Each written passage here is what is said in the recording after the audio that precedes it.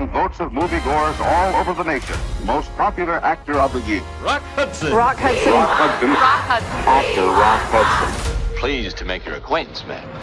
He wasn't just a star. He was the fantasy. The all-American leading man who romanced Doris Day in Pillow Talk, held his own beside James Dean in Giant, and gave middle-aged love a second chance in All That Heaven Allows. To the world, Rock Hudson was the definition of masculinity. Handsome, charming, every studio's dream. He played straight romance like no one else, and America believed every word of it. But behind the scenes, his real life was very different, because Rock Hudson was in the closet.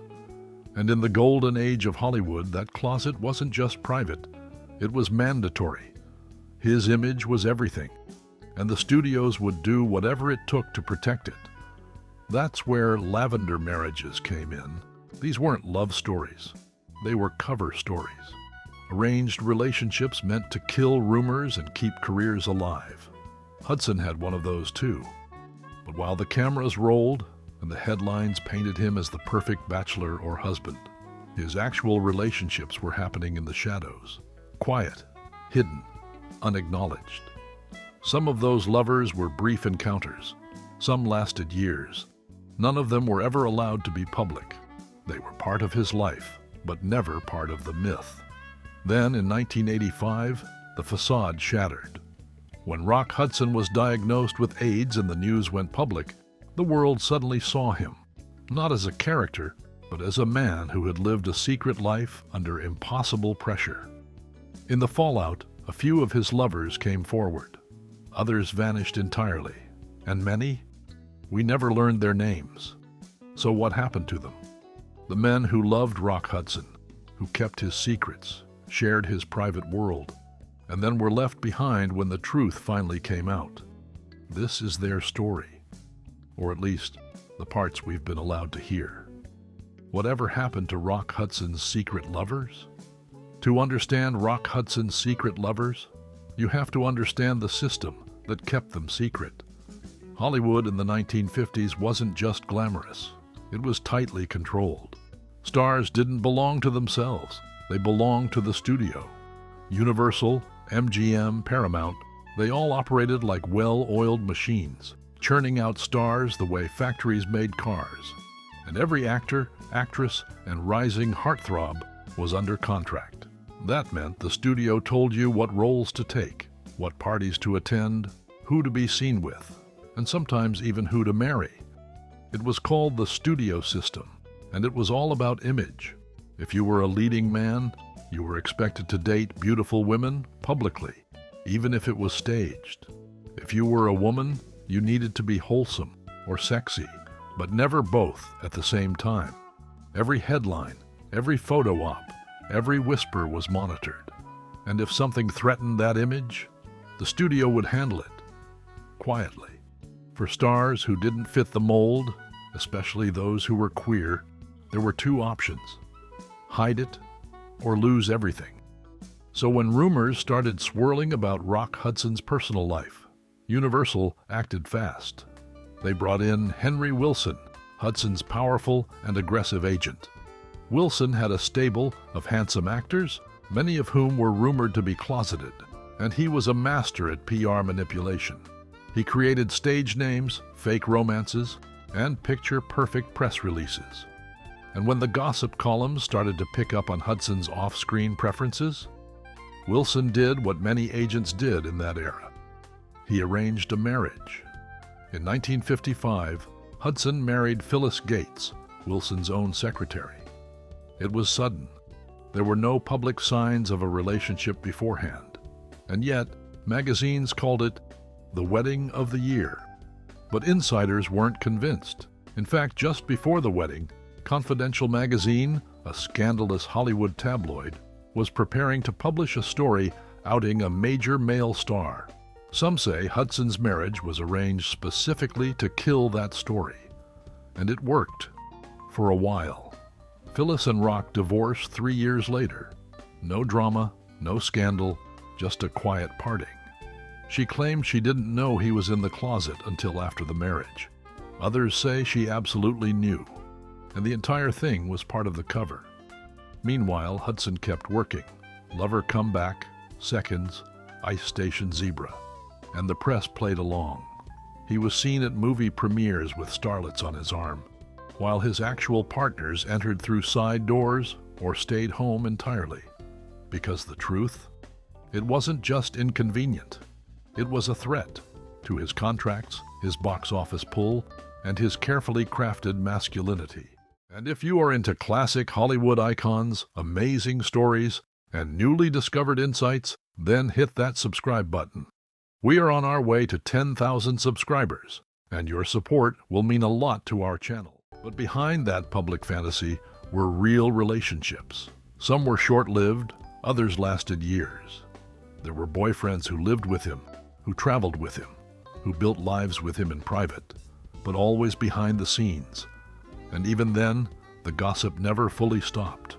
Rumors swirled constantly about strange arrangements, lovers being paid off, close calls with photographers, and parties full of actors who only appeared straight on magazine covers. It was a life of half-truths and whispered risks. And for the men who loved him, it meant being a secret, sometimes forever. So who were those men? Who risked everything to be close to Rock Hudson, even if the world never got to see them? And what happened to them after his death, when the truth the studios tried so hard to bury finally came out? As Rock Hudson's career soared, his private life became even more complicated. He was America's leading man, appearing on magazine covers, starring in hit after hit, and always smiling for the cameras. In the late 50s and early 60s, Hudson was unstoppable. Pillow Talk made him a household name, and he followed it up with Lover Come Back, Send Me No Flowers, and A Farewell to Arms. His on-screen chemistry with Doris Day was electric, and America loved the idea that their friendship off-screen might be something more. It wasn't. Behind the public image was a carefully guarded personal life. And quietly in the background was Lee Garlington, a man who would later reveal he had been in a long-term relationship with Hudson during this very era. Garlington was a stockbroker, not an actor, not a public figure. In 2015, he finally spoke out about their relationship decades after Hudson's death. He said they dated from around 1962 to 1965. They'd go to movie theaters late at night, enter separately, and sit in the dark, just close enough to feel connected, but never to be seen.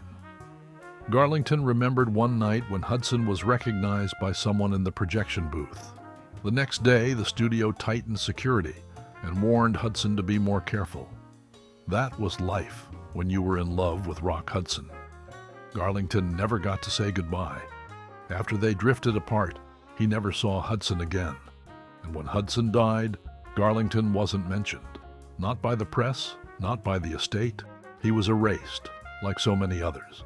But not everyone stayed silent. In the final years of his life, Rock Hudson began a new relationship, this time with a man named Marc Christian, an aspiring actor. Their relationship was very different from Hudson's earlier affairs. For one, it happened in the 1980s when the world was starting, just barely, to change. They lived together, traveled together. Hudson reportedly supported Christian financially, even as his health started to decline. But here's where the story takes a darker turn. Hudson was diagnosed with AIDS in 1984. He kept it hidden, even from Christian. According to court documents later, Christian claimed he only found out when he saw a news report on television, like everyone else. After Hudson's death in 1985, Christian sued the estate for intentional infliction of emotional distress, saying that he had been exposed to the virus without ever being told. It was a scandal that rocked Hollywood. The image of Rock Hudson, once so carefully protected, was now being torn apart by tabloid headlines. The trial was messy. Friends of Hudson said he didn't want to hurt Christian, and that he was ashamed, afraid, and isolated. Others claimed Christian was just after money. The jury didn't buy that. In 1991, Christian was awarded over $21 million, one of the largest settlements of its kind at the time. But by then, the damage had been done. Hudson's legacy had become a battleground between who he really was and who the world wanted him to be. And Christian? He faded from public life. He gave a few interviews, wrote a tell-all that was never published, and eventually died in 2009 at age 56. Lee Garlington, on the other hand, kept quiet for decades. He lived with the silence, and when he finally did speak up, he didn't ask for anything, just a little recognition, a little truth. So much of Hudson's love life was lived off the record, by necessity. Studio threats, public pressure, and personal fear kept it all in the shadows. But the men who loved him were real, and they carried those memories, good and bad, long after the cameras stopped rolling. Rock Hudson's death didn't just make headlines, it changed history. When he passed away on October 2, 1985, from complications related to AIDS, it was the first time many Americans had even heard the word. For years, AIDS had been dismissed in mainstream media as a gay disease, something happening to other people.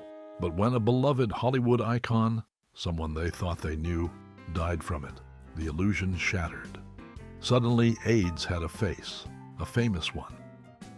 Overnight, Rock Hudson went from movie star to public figure in the fight against a crisis no one wanted to talk about. His death pushed the conversation into the spotlight.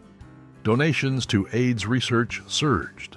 Politicians, including President Reagan, Hudson's longtime friend, were forced to finally acknowledge what had been killing thousands. But while Hudson became a symbol, the men who had loved him remained in the shadows. Some, like Lee Garlington, never expected to be recognized. Others, like Marc Christian, were pulled into the spotlight, willingly or not. And many more were never named. Anonymous partners, friends, lovers, men who lived entire lives in silence because loving someone like Rock Hudson meant protecting him from the truth the world wasn't ready to hear. They didn't walk red carpets. They didn't get photographed. There are no interviews with them in vintage magazines, but they were there. They were part of his life, his real life. And in many ways, they paid the price for the image Hollywood worked so hard to preserve. The story of Rock Hudson's secret lovers isn't just about romance. It's about the cost of silence. It's about what happens when you build a career on a lie because the truth isn't allowed. It's about men who loved a man they could never hold hands with in public or speak about after he was gone. Hudson's death helped open the door for others to live more openly. For some, it gave their own hidden lives meaning. For others, it left nothing but unanswered questions.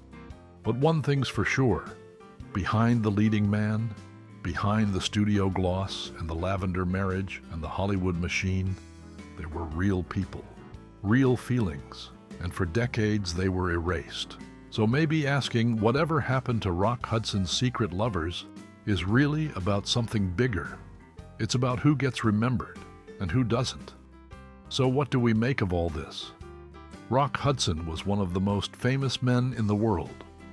Yet some of the most important people in his life were never seen, never named, never acknowledged. They weren't just footnotes, they were his real life. The ones who knew him beyond the cameras, the red carpets, and the carefully staged photo ops. But in Hollywood back then, love like that didn't get written into the script. It got edited out. Today, the world is different, at least a little. Stars can live more openly. Stories once whispered are now headlines. But still, we look back at Rock Hudson's life and wonder, what if he hadn't needed to hide? What if his lovers hadn't had to vanish into silence? And maybe the real question is, how many stories just like this have we never heard? Let us know what you think in the comments. Do you believe Rock Hudson would have come out if he were alive today? And what would that have meant for the men who loved him? If you found this story compelling, give it a like and subscribe for more forgotten chapters from Hollywood's hidden history. Thanks for watching.